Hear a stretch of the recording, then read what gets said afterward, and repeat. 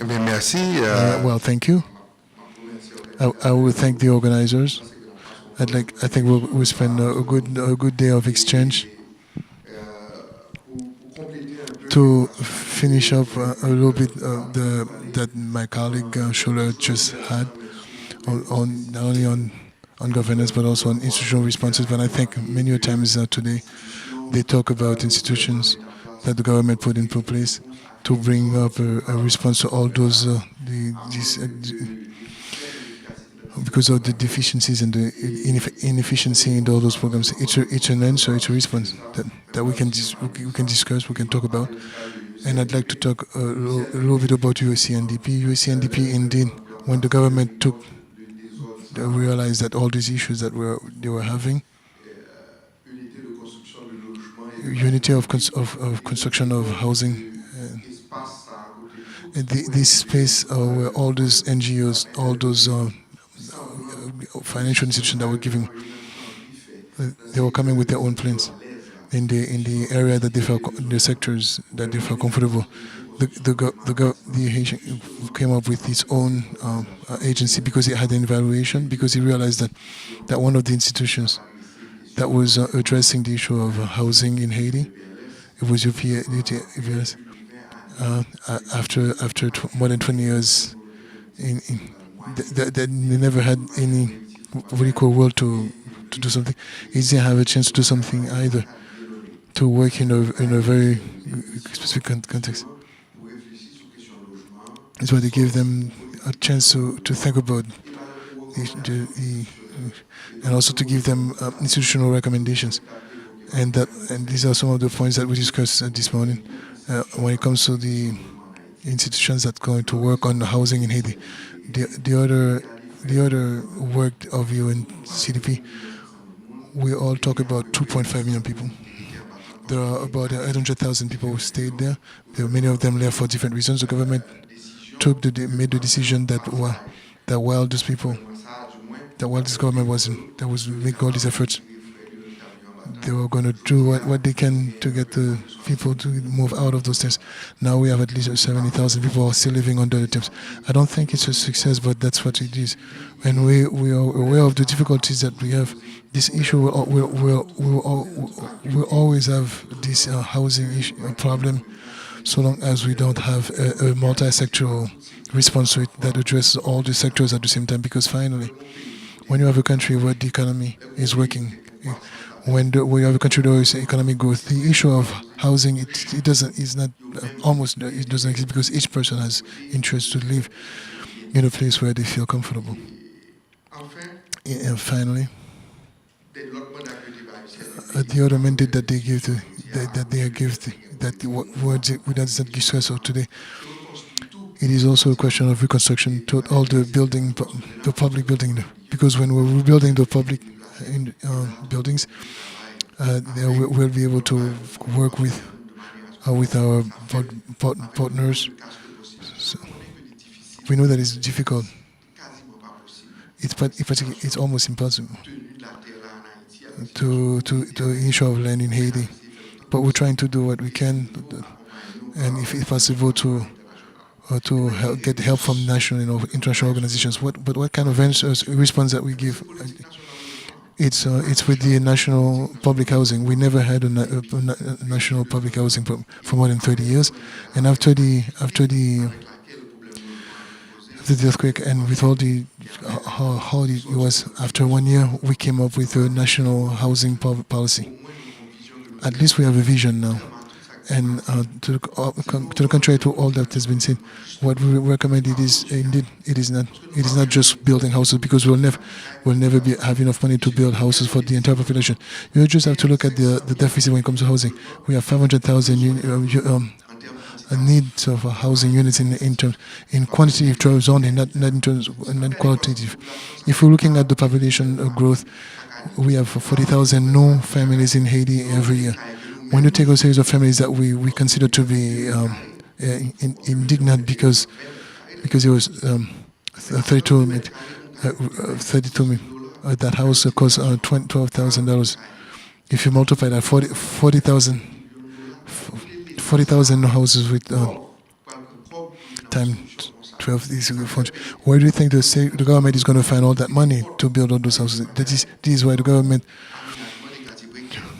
try to rebuild poor neighborhoods, try to see if we can have more people live in the same areas, but to also creating a common space to make create more space in the shelters. We also have countries that have decided to work with us to propose to the people lands where do we they bring water, we do sanitation, and we do crosswalk. So we give people places so they can. Because we realize that the country has potential. We talked this morning, for example, about Kenya. We talk about 100 million people, $100 million that the Haitian people spent to have bad housing, to build bad housing. Why don't we use that money to help them build better housing? This is the perspective of PNH too. The other effort that we've come up with as response, it's a question of coordination because coordination is what we're talking about this morning. Because when you have all those NGOs that are intervening with a series of budget that we know nothing about, that are intervening in a geographic space that we don't know, with all the institutional weaknesses that we have with the ministry, with planification that we should be able to dealing with a sector that we never worked on, where we don't even have the expertise. So it is a bit difficult for us to get the coordination. That's what we're trying. That's what UCMPP is trying to do now. I think it is the only one that still functions, where all the partners that we have are working in that sector, sit at the same table and are discussing, debating the same issue, the solutions to the problem. Let me give you an example. Before I got here, they asked me to come here to participate at a meeting that the Prime Minister was going to have with Habitat, with Oni Habitat. But if I was there, I was going to say that what our Prime Minister missed had to deal with a chief nation of the United Nations. That is to show how things, any institution can come and they come and they're asking a Prime Minister to discuss something that Haitian technicians are resolving. Why does he do that? It is because he wants to resolve a problem, so they can pose it on us. Because every time we're talking about housing, without us declaring ourselves experts, while we've learned, so it is a perpetual fight. So we can really address this issue of housing, and I think that your presentation shows, despite all the efforts, that we will never succeed to come up with correct solutions that are going to be viable in time, that are sustainable, if we don't address these issues, if we don't address in the multi-sectorial ways. The way we can resolve the housing problem when we address the issue of employment, and when we discuss the issue of education, when we discuss the issue of agriculture, and the issue of land, and all the other sectors that are linked to the housing sector. I want to also benefit the time, because I talked about the issue of governance, but also just talk about some elements, not about solutions that I was proposing, because we're not proposing solutions, but these are a series of very pointed answers. Today we talk about jealousy. A lot of things have been said about jealousy that are true. There are some of them that are not true, because you've seen the painting, but that's not what we're proposing. Jealousy is a project that came to us in one of the axes that we're proposing now, which is improving the precarious neighborhoods. But the painting that you see didn't come just like that. People have painted after we strengthened the houses, we rebuilt those houses. We're creating access for those people. We've done while we're making sure that people have light on the street. How are we going to come up with sanitation projects while we're building up there a sports center? We're trying to improve access. We're also trying to reserve space for people to have better access, so the people don't have to go down to Pétionville to look for services. It is not easy. And we agree with the criticism, but we would like for you to go and look deeper to better understand the problem. It might be a political problem for you. Indeed, if they're doing all these investments in Pétionville, it is normal for us. Why don't we give them an environment where they feel comfortable? So if why is it that somebody going to spend $20 million for the hotel if in those shady towns things that don't look that good or they're your brothers? At the same time, you're satisfying two things, and I think from as far as I'm concerned, the option is normal.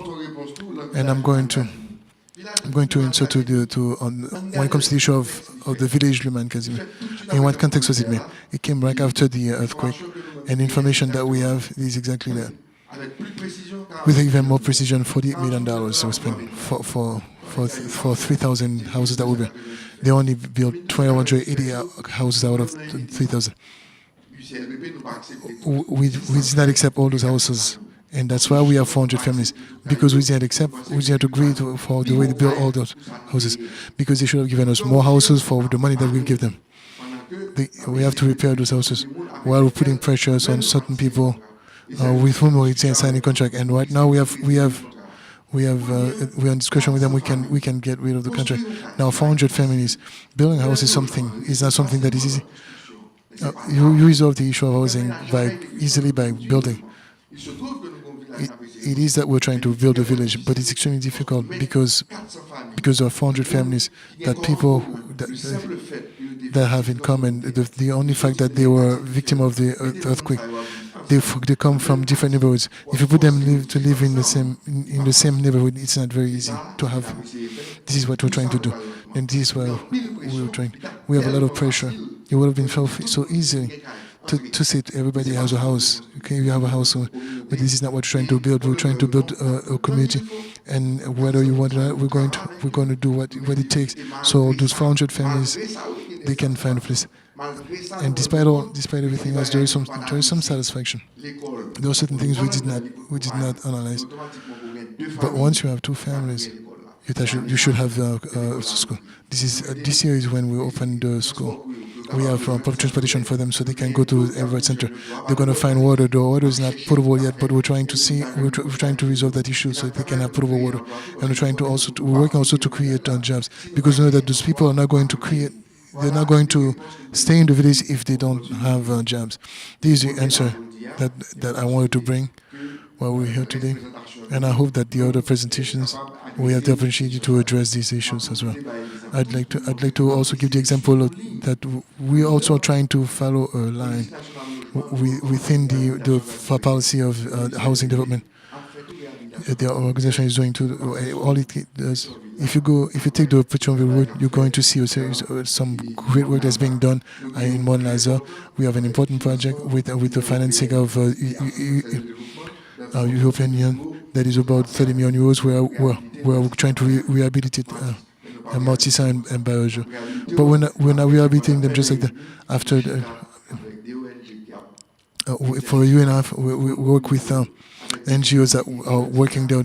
They know the community. We planified with them. We have an urban planification that is participatory, and we're going to put all the ideas and all our ideas into application. And finally, I'm going to end, but I don't want to be too long. So you can give opportunity with three points that we show, because it showed three very difficult. You finished the film with 3 points that I need to talk about.